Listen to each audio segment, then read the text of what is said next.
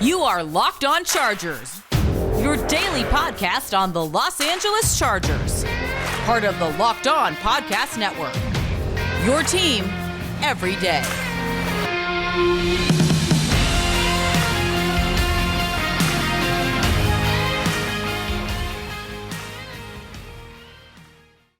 What's going on, football fans? It is crossover Thursday here on the Locked On Network, and you know what that means. It is time for a little bit of Dolphins and Chargers talk here. Kyle Krabs, Locked On Dolphins, and David Droegemeier. You got it, Locked man. On Chargers. All right, you know, I listened to a couple Locked On Chargers episodes this week. So, you know, phonetically, I want to get it down. I got there. So that's a big win in the belt already. So, we'll see who takes the big win at the end of the weekend, but I'm claiming the one here off the top. So David Droegemeier and Kyle Krabs of Locked On Chargers and Locked On Dolphins. And we are here to set the table for Sunday Night Football as the Dolphins visit the Chargers SoFi Stadium. Obviously, a lot at stake for both of these teams. The Chargers looking to climb back above 500 in the midst of the wild card race, and the Dolphins trying to keep pace with the Buffalo Bills in the AFC East standing. So, David, first and foremost, how are you doing? And second of all, let's hear about these Chargers and what's the most pressing storyline coming into this week in your eyes when you think about Los Angeles? Yeah, no, I'm doing really well. Appreciate you asking. And as far as this game is concerned, I think the biggest storyline for the Chargers is it's do or die. I mean, it's really in a situation to where they're 6-6 right now. They're a game back in the AFC, but you know the way things are shaking out right now, the Chargers really can't afford to lose pretty much any more games if they want to really have any kind of serious intentions on making the playoffs. So it's really about keeping pace for the Chargers, and they absolutely have to have this victory. So it's about continuing. It's about getting on a winning streak and staying on it so they can really get their way into the playoffs.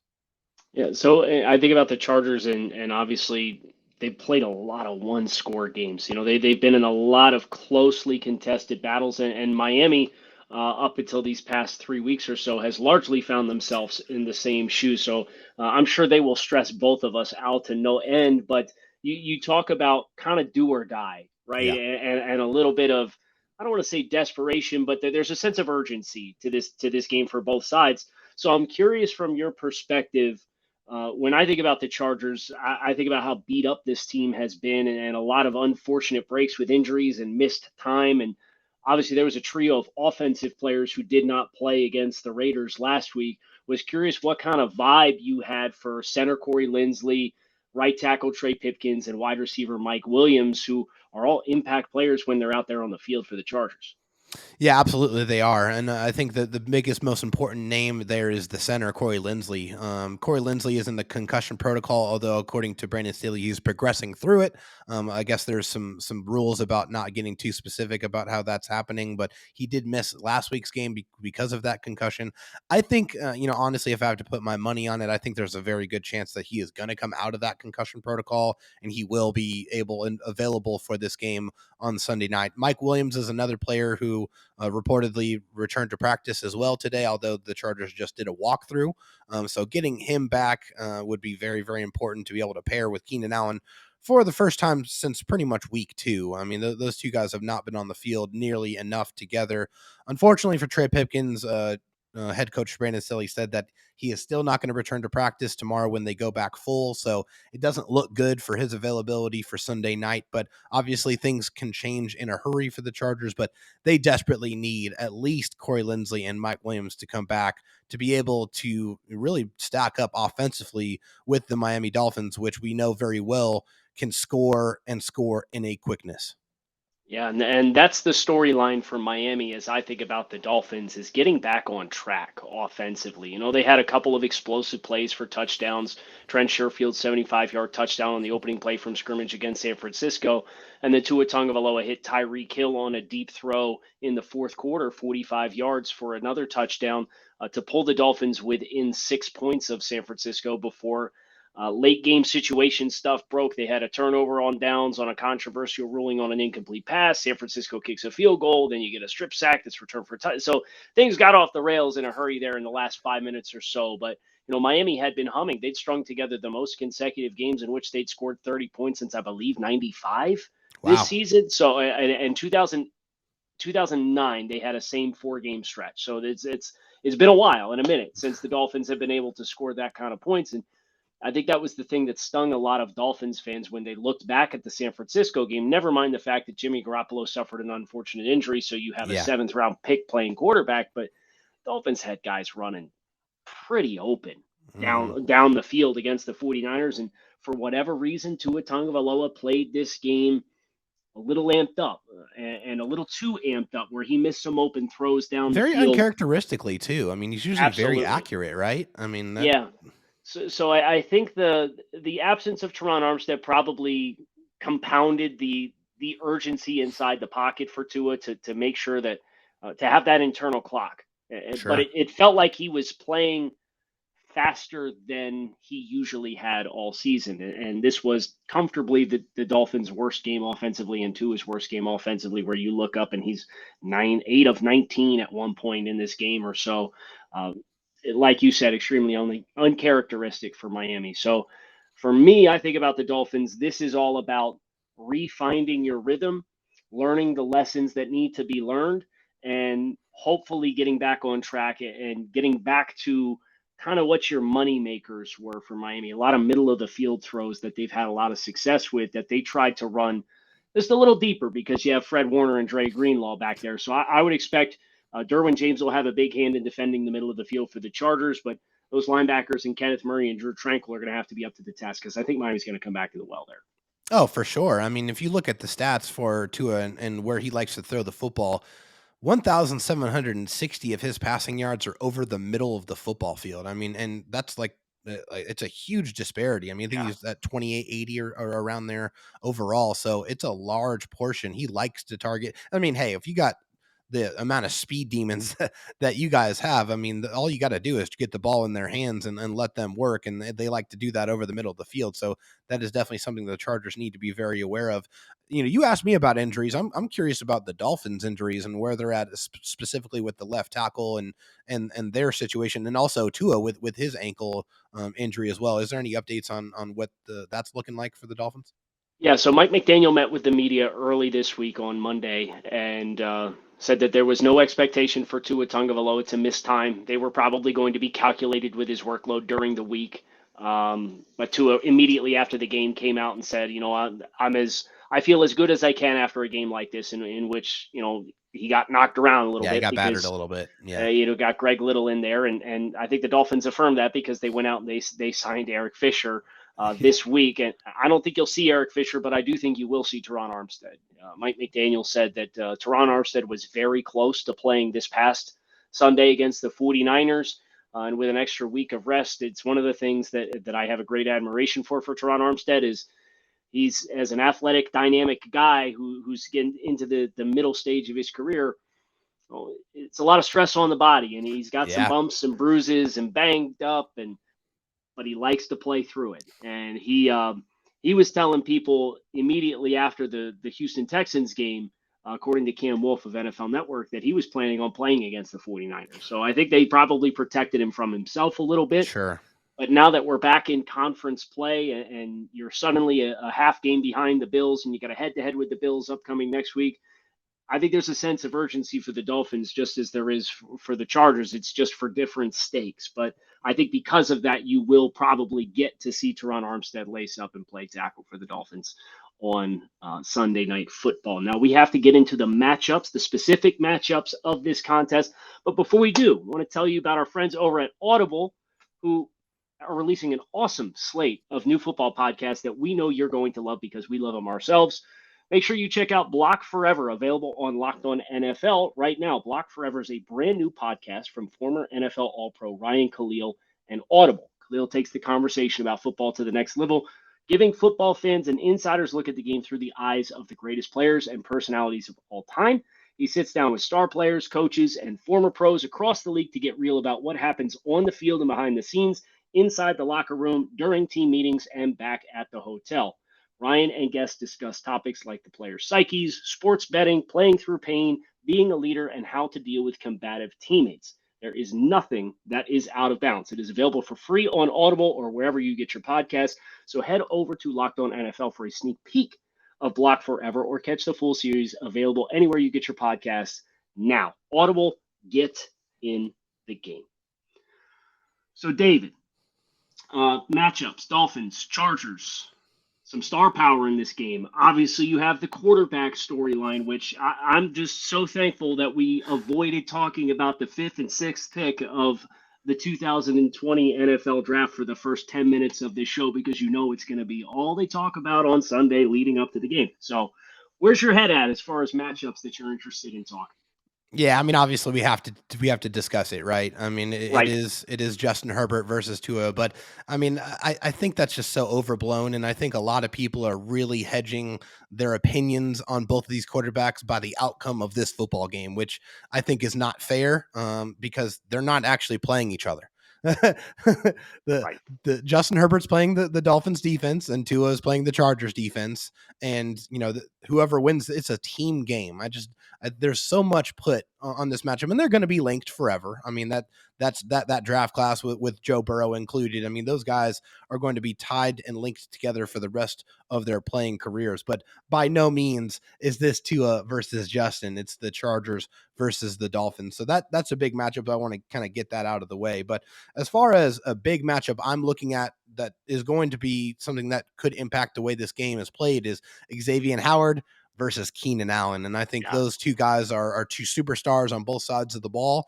I mean, Xavien Howard's been a star corner in this league for a very, very long time. He's got paid to be that. And, you looking at the numbers, he's allowing a reception percentage around 64%. So he's been fantastic this year. Keenan Allen's been coming back from an injury, and he has really started to see his workload pick up more and more, and he is healthy, and I feel like he's going to be targeted early and often in this football game. So that matchup with those two alpha males butting heads is going to be something that's going to be very fun to watch in this one.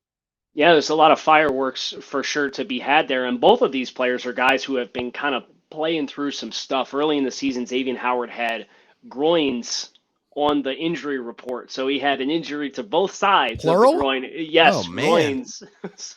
But he played through it. Jeez. He missed one game against the Jets back in week 5. And other than that, he's played through it. And you've seen in stretches, he's been a step slower than probably what you expect. It contributed to why he didn't get his first interception of the season until this past week against the 49ers. But it really felt like the bye week did him well as far as movement skills and looking a little bit more like his old self. So the Dolphins are obviously excited to get him a little bit back closer to full strength. And I would even consider the other side, whether it is Josh Palmer or Mike Williams or whoever lines up at that other wide receiver spot versus a UDFA for the Dolphins in Kader Kohou from Texas A&M Commerce, who kind of claimed the nickel spot right off the jump as a UDFA. Their typical nickel, Nick Needham, who's out for the year, played the other outside corner because Miami has been playing the waiting game to see when Byron Jones is going to return from offseason Achilles surgery. And they have not dismissed or said that that's not going to happen, but it won't happen this week because they left him at home for this 2-week road trip to the West Coast. So Kader Kohou has been just an absolute delight as far as his instincts. He tackles, he gets up on the perimeter. So you think about all those receptions for Austin Eckler underneath when they're playing zone coverage.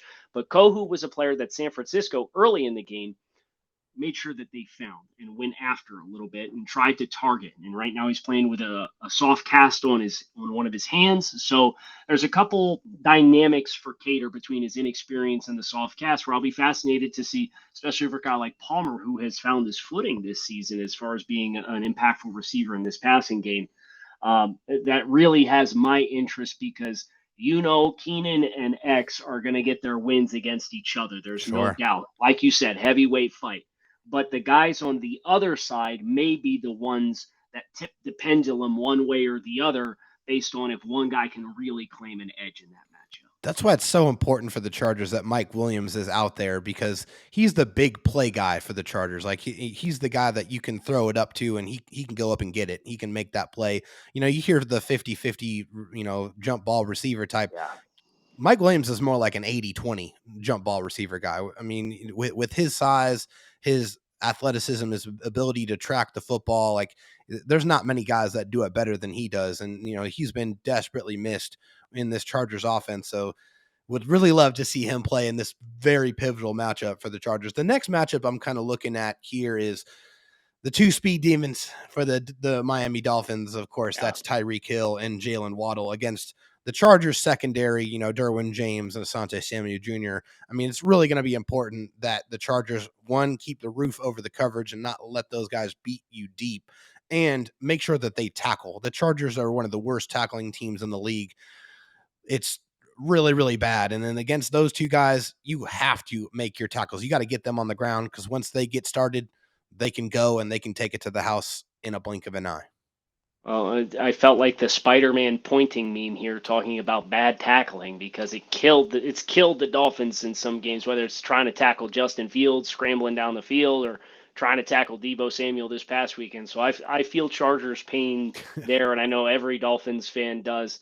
And as I think about matchups, another one when the Chargers have the ball that is of interest to me is Bradley Chubb and Jalen Phillips against, I believe it is Jamari Salyer playing left tackle right now. Correct? Yes. And then whoever is playing that right tackle spot, and the effort to finish. There's been this whole big debate for Dolphins fans this season about pressure versus sacks, and they've been getting high pressures, but they haven't been finishing plays. And early in the season, before they traded for Bradley Chubb, a lot of that was because, well, we're down Nick Needham in the secondary, and we're down Byron Jones in the secondary, so we got to play more soft zone coverage. Sure. And we're blitzing to try and get home, but the quarterback is identifying where his free completions are underneath, because you're bringing it's hot extra read, bodies. right? Yeah. Yep.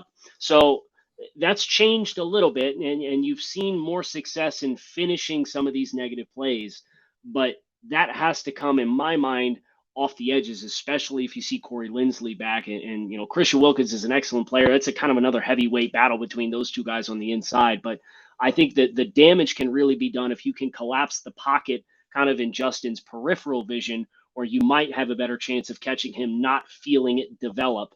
And then you have all this length and explosiveness with these two big guys to try and bring him down. So that pass rush for me is a critical component of this game for Miami. Oh, it definitely, it's going to impact everything. And unfortunately for the Chargers, the last several games, they've given up 20 plus pressures and multiple sacks. And you can't really ask a backup offensive line to be able to protect as much as, it's required for Justin Herbert to really be able to decipher down the football field and make his decisions, because the Chargers running game has been almost non-existent. It's been something where they get behind in ball games and then they have to throw to catch up, and they abandon the run. And of course, part of that protection is being able to run the football and keep the defense on their toes. And so that is going to be very important in this game to pay attention to, especially on the right side. I think Jamari Salyer at left tackle has played just outstandingly well, considering the circumstance. I mean, he's a 6th round rookie that has given up 4 sacks and 440 plus pass blocking snaps, which is fantastic. I mean, you can't ask for much more, stepping in for an all-pro in Rashawn Slater, who got injured earlier in the year and has been out for the entire season. So yeah, they're going to have to help a lot on that right side. I mean, if Trey Pipkins can't go, it'll probably be Foster Sarrell, who, he's okay, but there's going to be a lot of chips and a lot of help to that side specifically to try to make sure that those guys don't wreck the football game, especially also Melvin Ingram too. I mean, former Charger alert, former friend alert there. He's got 6 sacks. He's just seems like this guy doesn't age. He's having a fantastic season. And, we know very, very well what Melvin Ingram is capable of doing. So if the Chargers want to be able to move the ball and be able to score points, which they're going to have to, if they want to keep competitive in this football game, they got to protect Justin and allow him just to get that extra second to be able to get the ball down the field. The last matchup that I have my eyes, well, there's a lot of matchups I have my eyes on, if I'm being honest, but the last one that I did want to make sure that we mentioned here, at least on my side, is Mike McDaniel versus his own temptation. Okay. The Dolphins ran the ball for almost 200 yards against the Cleveland Browns in Week 10. And in the 2 games since, they've ran the ball for a combined 99 yards in 120 minutes. And I believe they were credited with running the ball 8 times against the 49ers. The Chargers would love that. Please do that. Right.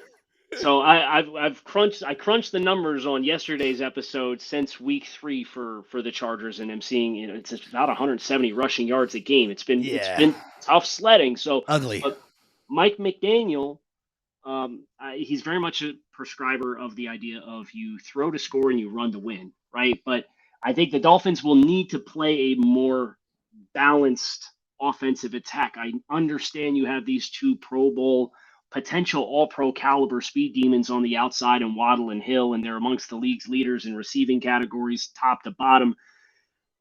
But as far as being balanced, especially with how the Chargers have struggled to stop the run to this point, Jeff Wilson has been a great infusion into the offensive backfield. And I think you'd be doing yourself a disservice to play an unbalanced game because you might look up and it's the end of the game and you've got 19 minutes time of possession, which is what they had against the 49ers. And you don't want to live in that world again. So that for me would be the last matchup is Mike McDaniel versus himself and the urge he has to throw the football to try to attack that, at least at this point in the season, statistical soft spot in the Chargers defense.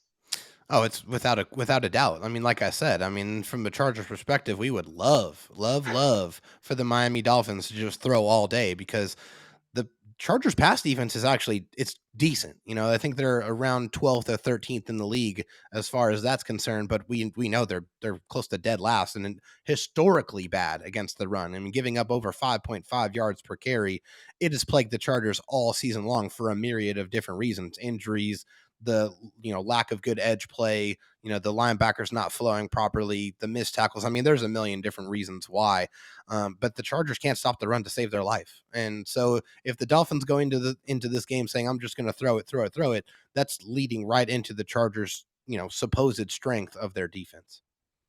We got to talk closing thoughts and we got to talk final predictions here. But before we do, got to tell you about our friends over at BetOnline. BetOnline.net is the #1 source for your sports betting info, stats, news, and analysis. You can get all the latest odds and trends for every professional and amateur league out there, from football to basketball, soccer, esports. We have it all at BetOnline. If you love sports podcasts, you can find those at BetOnline as well.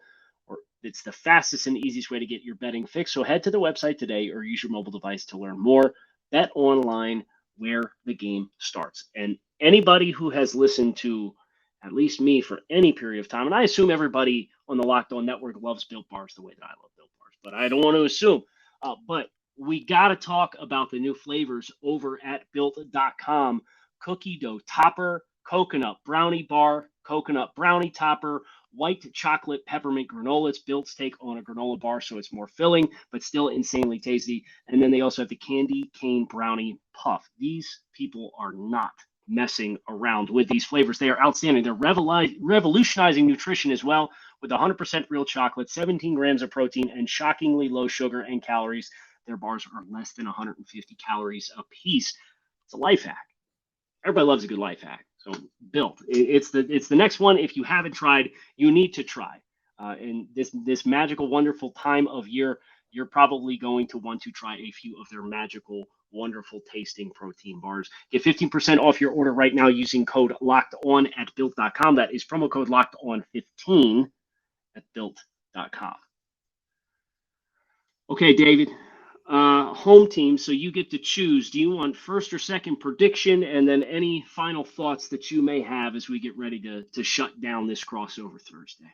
Yeah, I mean, I'll go first just because this is a home game for the Chargers. A game that got flexed into Sunday Night Football. There, I think this is it's going to be 7 primetime games. I don't know. They'll probably get flexed out against the Colts later on in the season. But if it stands right now, I mean, it's 7 primetime games for the Chargers, and can they get a win? I mean, that's the big thing. It's obviously extremely important to them. They have to win either one of these next 2 games against the Dolphins or against the Titans to really put themselves in any kind of position to win.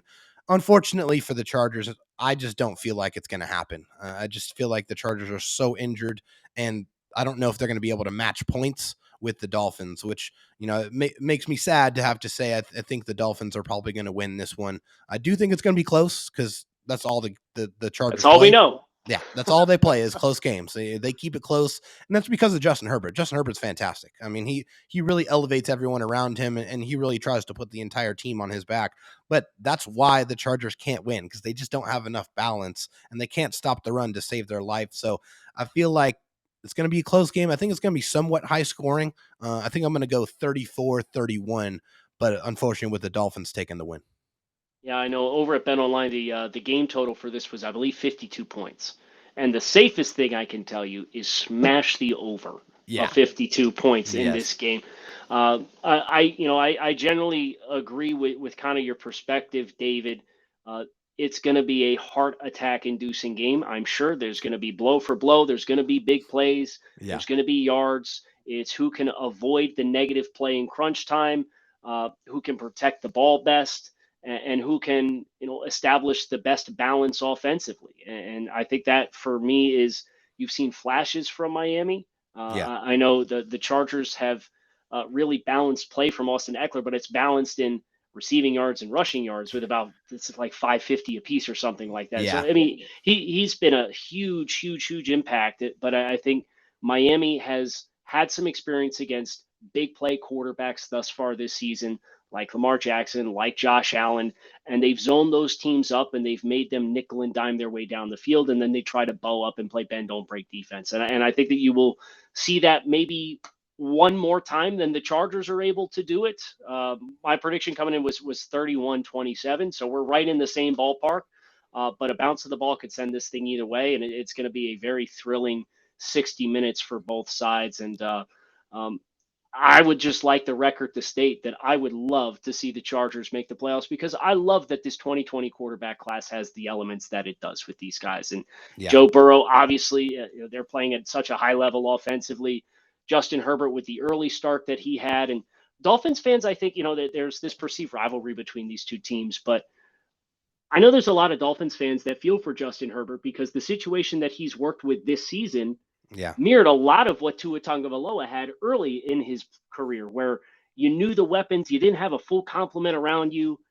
We had to play hurt for a stretch of this season with Justin and the ribs, the offensive line being banged up and not giving you the protection that you deserve. So we're not so different, you and I, Chargers and Dolphins fans. And I hope we all have a safe, healthy game. I hope it's entertaining. And David, who knows, maybe we get to do another one of these down here in January at some point. That'd be a little bit of fun, don't you think? I would love it. I would love to see that happen. That would mean that the Chargers played really, really good football to close up the season, and they were able to sneak their way in. That would be really nice.